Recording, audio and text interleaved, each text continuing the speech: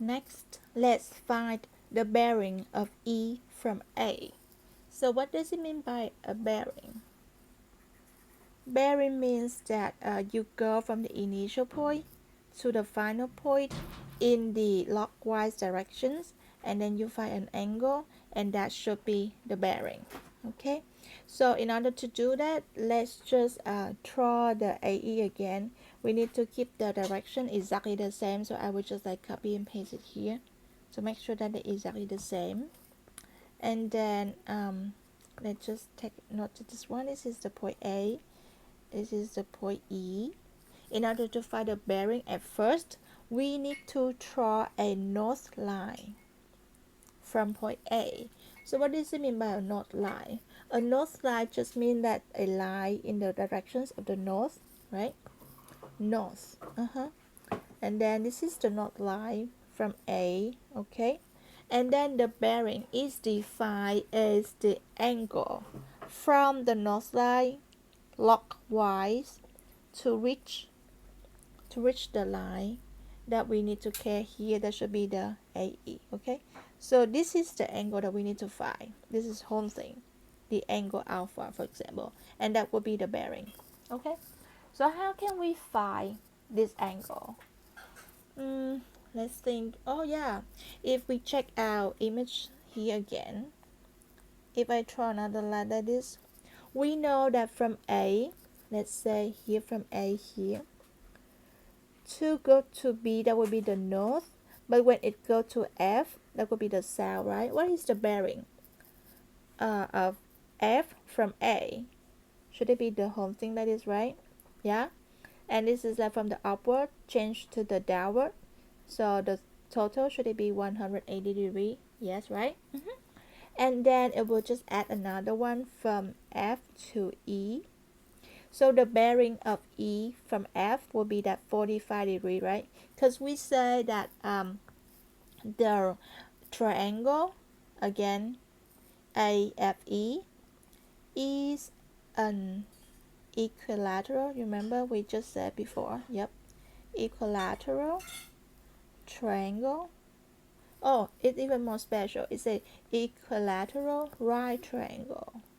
Yep, right triangle. So because it's equilateral, why?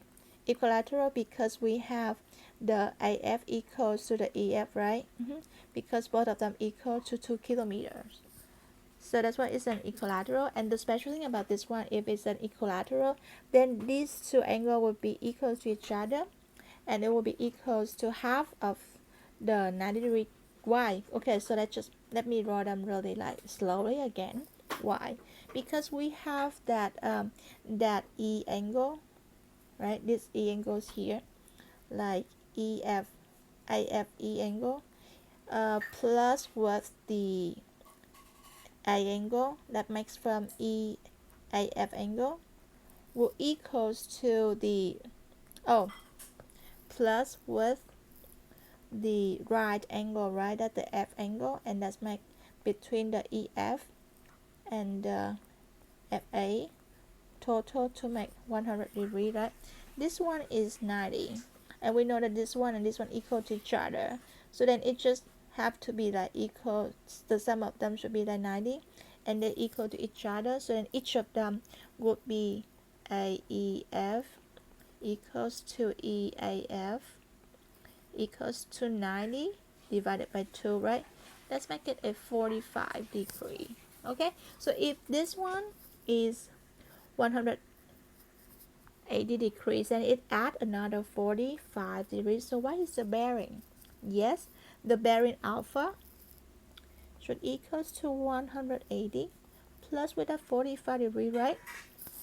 And then total they would make how much? Yes, 225 degrees. So that's the answer. Okay, that's the bearing of E from A. So whenever they ask you to find the bearing of some point from other point, then you need to draw a north line from the initial point, and then you try to rotate that one to match this one. You can imagine like if you have the north line like this, right? Like this, and then you will rotate it to make sure that it will like match with the final one. Okay, in here you can see that the angle shown in the ruler is different from ours because it assumes that the horizontal to be 0, right? It doesn't assume that it's 0 here. That's why there's a difference.